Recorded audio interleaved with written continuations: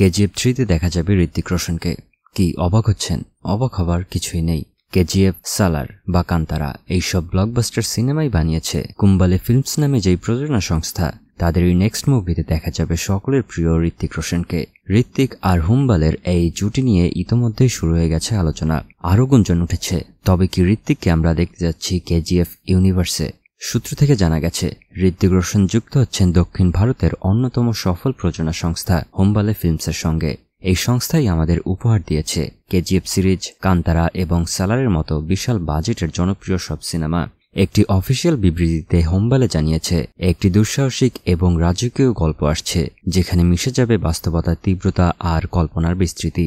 হুম্বালে আরও জানায় ঋত্বিক শুধু একজন সুপারস্টার নয়, সে একজন বিস্ময়, আর তাকে আমাদের পরিবারের অংশ করতে পেরে আমরা আসলেই গর্বিত।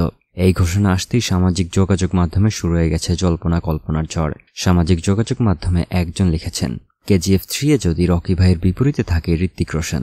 আরেকজন বলছেন, ঋত্বিক প্রভাস যদি একসঙ্গে পর্দায় আসে তাহলে তো সর্বনাশ।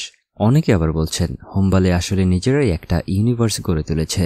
সালার, কেজিএফ এবং কান্তারা এই সকল সিনেমায় যদি কোথাও কানেক্ট হয় আর তাতে যদি ঋত্বিক যুক্ত হন, তাহলে ভারতীয় সিনেমা এক নতুন মাত্রায় পৌঁছে যাবে।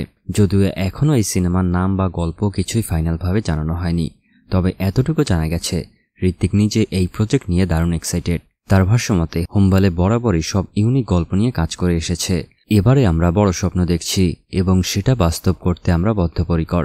অন্যদিকে হুম্বালে ফিল্মস ব্যস্ত রয়েছে কান্তারা চ্যাপ্টার 1 এবং সালার 2 এর মতো সিনেমা নিয়ে। তাই এটা একেবারেই অসম্ভব নয় যে ঋত্বিককে আমরা দেখব এই ইউনিভার্সের ভেতরে কোনো একটা চরিত্রে। যদি সত্যি এই প্রজেক্ট হয় কেজিএফ বা সালার ইউনিভার্সের অংশ, তাহলে এটি হতে পারে ভারতীয় সিনেমার ইতিহাসে একটি টার্নিং পয়েন্ট।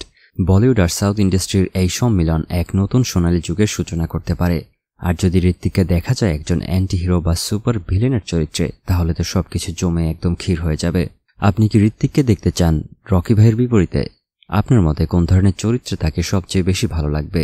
আর এই নতুন সিনেমা কি কেজিএফ ইউনিভার্সের অংশ হতে চলেছে?